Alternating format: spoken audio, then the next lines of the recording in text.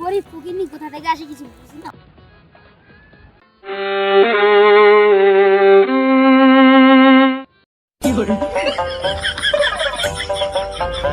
ক্লাসের মতো মোবাইল নিয়েছো? আমার তো দেন আমি একটু চালাই।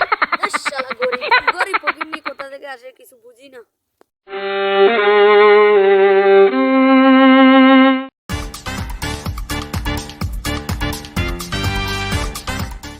তোমরা দুজন একটু একসাথে বসো তো।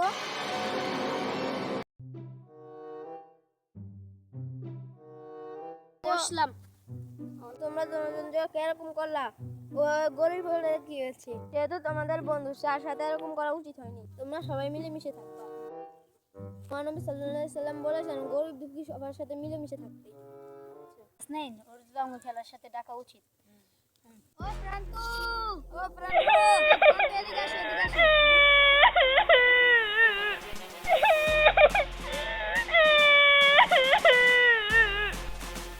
আচ্ছা, তুমি আমার মোবাইলটি পাও। তুমি আগে আমার বেল দেখো, আগে বেল দেখো, আগে বেল দেখো। ধরো। ভাই সে তো বেলতে ভাই।